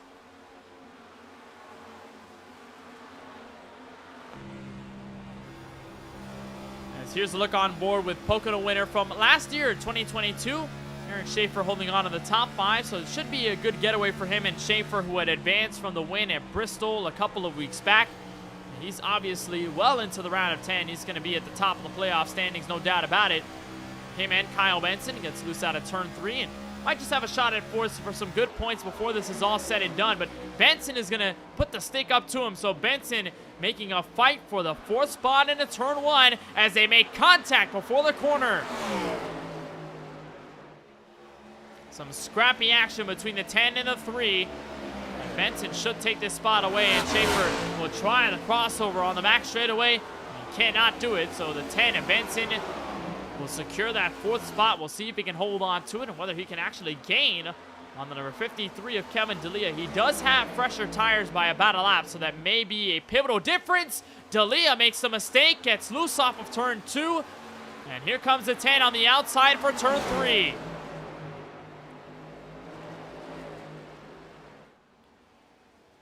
Benson will try the crossover here, roughing up the 53 quite a bit off the final corner.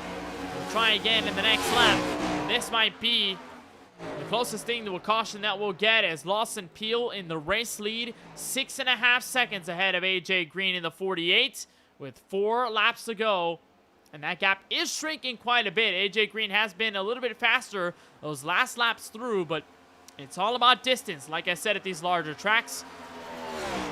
And if this race stays green, Lawson Peel can hold on for what will be his 7th race win of this 2023 season. And what would be his league-leading 15th career win in the 4-Wide Racing Cup Series. And boy, has Lawson Peel been one of the most dominant drivers year in, year out. 7 wins took him to a title in Season 5. And it looks like it'll be 7 wins before we even get to the last couple of races, because when Lawson Peel picked up win number 7, it was in the final race at Texas Motor Speedway. He'll get to 7 before we even get to the round of 10. If he can hold on to it, or if a caution does not fly. Benson still in this fight, but this time with D'Elia for the spot, as here comes Eric Schaefer to the inside. It'll be 5 miles left from the tricky triangle. As they continue to go at it for second, they make contact for the position. As they try to catch up to AJ Green, D'Elia sends a block in a turn 3, but it's not enough to force Benson out of it just yet. Benson holds strong to that yellow line. D'Elia gets a little loose. He will not have drafting help from the 3. Now he will, and it'll keep him even. They make contact again before turn 1.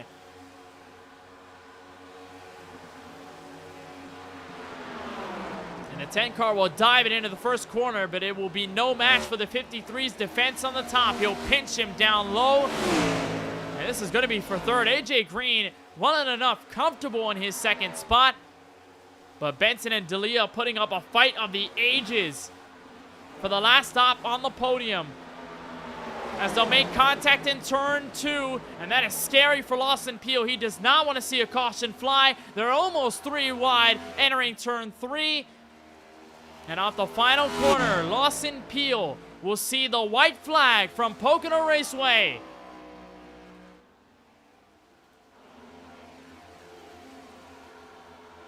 And this race is official. Kyle Benson breaks free for third.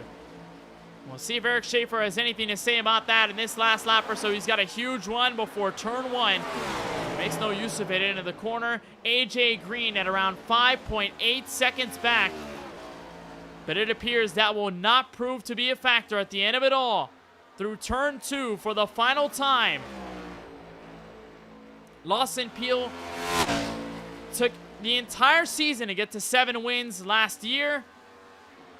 Through 2022, he came into 2023 with a head of steam, winning race 2 at Michigan, following up with some wins of his own, and after Iowa, winless until now. Up the final corner, Lawson Peel wins from Pocono.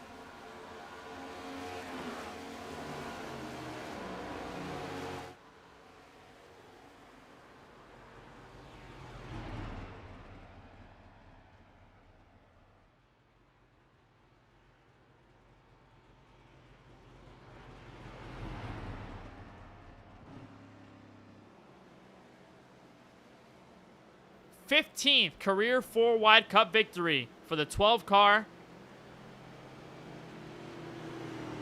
His 7th of the season before we even get to the next round. And there was no doubt about it that Peel was going to make it to the next round on points. He was 36 points above the cut line before we dropped the green this evening. But tonight he's got a little more assurance. Jaden Porter to send his congratulations. AJ Green and Kyle Benson to wrap up the top 3. But the eyes are all on the 12 of Lawson Peel, who wins from Pocono.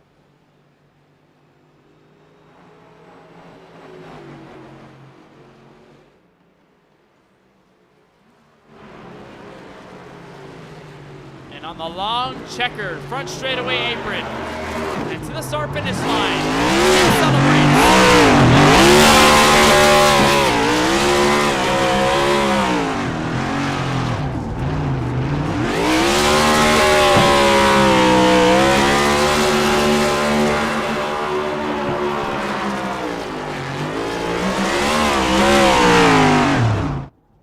Lawson Peel on the way to the round of 10 with the ultimate goal of a title defense as he wins from the tricky triangle, a green flag run to the end, and our lowest number of cautions here at Pocono in a long while. 4 cautions to end this race as we'll take a look at your unofficial race results here tonight from Long Pond, Pennsylvania. Lawson Peel wins the race by 5.8 seconds over the number 48 of AJ Green. Kyle Benson wraps up this race inside the top 3. We'll try and talk to all 3 of them before we wrap up our coverage this evening. Eric Schaefer in the 3 car, nice end in his race as he finishes in 4th.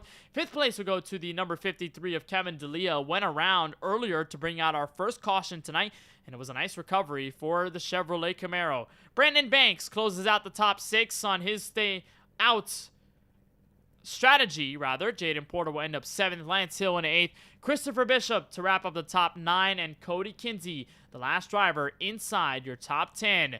CJ Munier is 11th, the last car on the lead lap. Tyler Murray, the first car, 1 lap down in 12th. 13th will go to Tyler Warner in the 13th spot. Craig Lounslogger in the 13 car will be in 14th at the end of it all. Austin Reedy to wrap up the top 15. He DNF'd earlier in this race. So did Jesse Prees. Scott Healy in the 64 in 17th. And Mark Brannigan, unfortunately, did not make the checkered flag. So we'll hop into victory lane where we are joined by the number 12 of Lawson Peel, who just took his 7th race win of the season. Lawson, it took you 7 race wins to get last season on the last race of the season. This time it's 7 race wins before we even get to the next round. What does this win mean for you here from Pocono?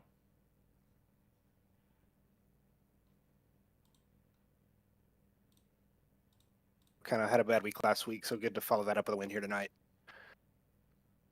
And it was a huge one and a lot that depended on strategy. You were sort of in the midst of that. How surprising was it for you to see not only 2 but 3 different strategies and maybe even more being played out so early in the race, and how were you able to navigate that to your advantage at the end?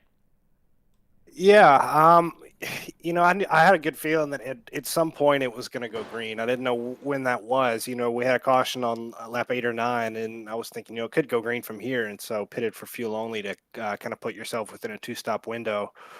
You knew on that last restart you're gonna have to come down, but you didn't need but about 5.5 or 7.3 gallons, one of the two, and so I didn't really think that was wearing the lefts enough to need to take them. I figured it'd be a good call to just come in, get rights, get the fuel you need, and kind of get back out there and be way clear of everybody, and where they can't tag on your draft. And I didn't know if other people were going to do that strategy or not, but it worked for me.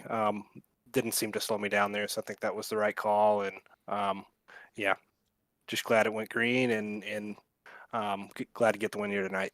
I can imagine you were hoping and praying a yellow wasn't going to come out in those last 3 laps based on what we saw last season, where we ended it under green and white checkered circumstances. But you also break the trend of drivers who led 23 or less laps ended up winning the race. You led 35 here tonight. Career win number 15.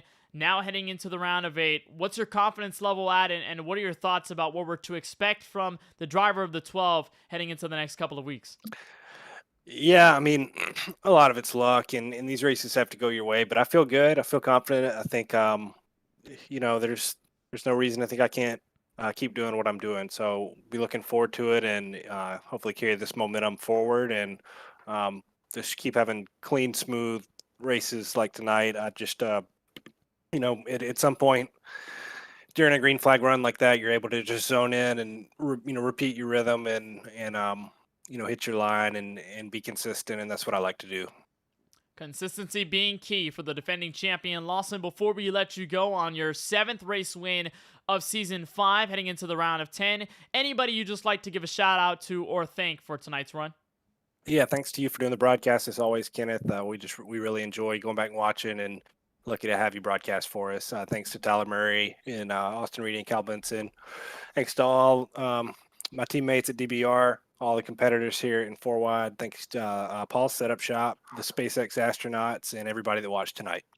We certainly appreciate the kind words, Lawson, as always. And on behalf of all of us at the broadcast team, congratulations on your 7th race win of the season, this one coming from Pocono. Welcome to the round of 10. I mean, we knew you were going to be in there from points alone, but this win certainly going to etch your name in the round of 10. So congratulations again. We'll see you at Charlotte next week. Thank you, Kenneth. So Lawson Peel in the 12 mans the car to victory lane with 35 laps led and takes his 7th win of the season, 15th career W in the 4 Wide Racing Cup Series. We'll toss it to second where we've got AJ Green in the 48. And AJ, one of those drivers out there on a strategy that was actually a little bit earlier than Lawson Peel. Walk us through that last trip to pit road and what you expected there as everything cycled out. Yeah, I heard Kevin say Lawson took 2.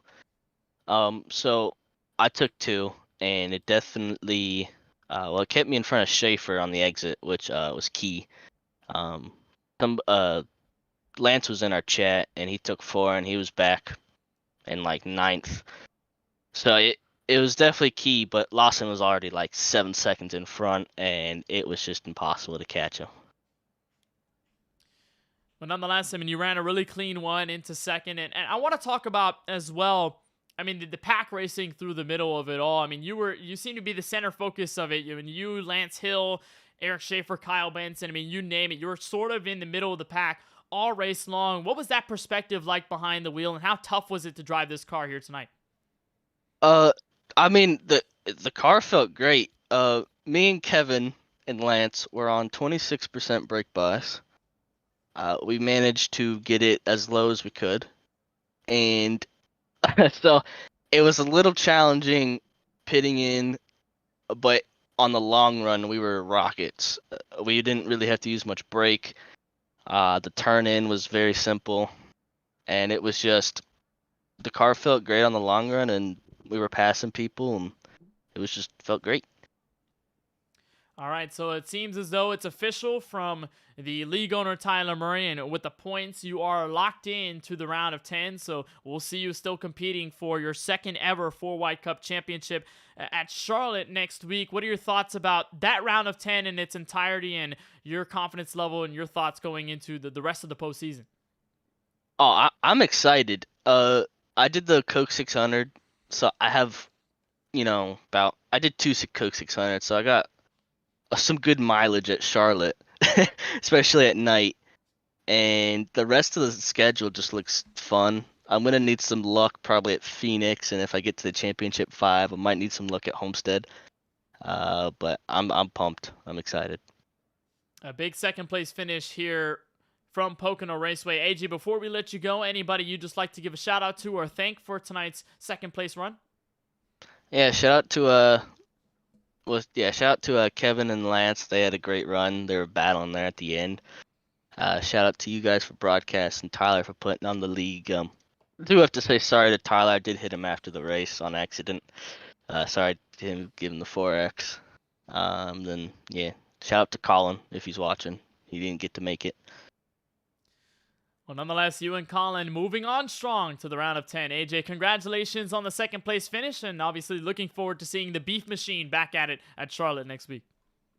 Thank you. So that is AJ Green, driver of the number 48, who brings it home in 2nd. We'll talk to the driver who wraps up the top 3, and that is, I'd say, probably my favorite driver to talk to whenever we bring him up to the interview booth, and that is Kyle Benson in the 10, winner from the Charlotte Roval. 23 laps led tonight. You had a really good one here tonight from Pocono. And just talk us through that last stint. What happened there? That had a lot of fun. Had a probably battle of the year with Kevin DeLea and Schaefer for 3rd, and I probably would have been with Lawson if I did take 2. I didn't know it was gonna be that big of a difference, but track position was hard tonight.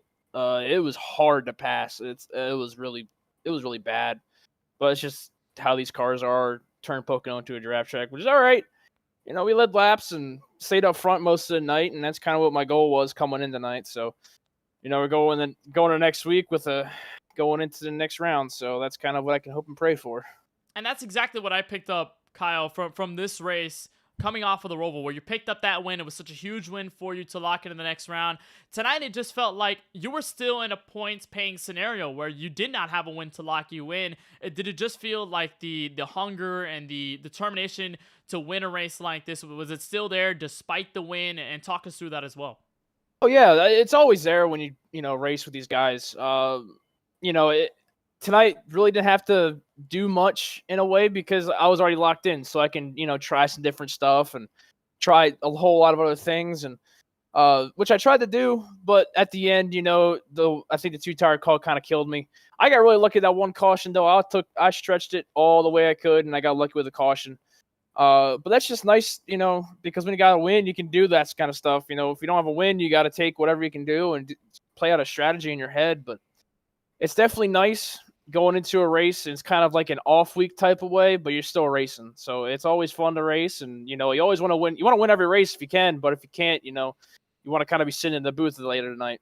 All right, well, let's talk next round. Round of 10, obviously you were locked in after the Charlotte Roval. You go back to Charlotte for the Oval, not the Roval, and then Talladega, Phoenix. What do you think about those three in the round of 10, and how are you going to try to weave your way through those tracks to get into the Championship 5 at Homestead, Miami? Dega's a big old wild card. I still got some unfinished business there. I love to sweep Charlotte. Phoenix is one of my best tracks. I love Phoenix.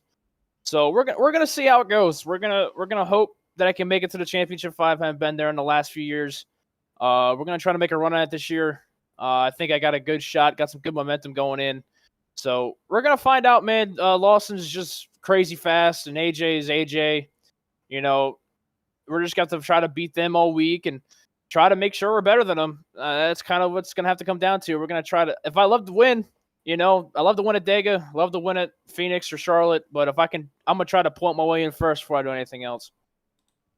Well, that mindset's certain going into the round of 10 as we started Charlotte 1 week from tonight. Kyle, before we let you go on the third place finish from the Tricky Triangle, anybody you just want to thank for the run overall?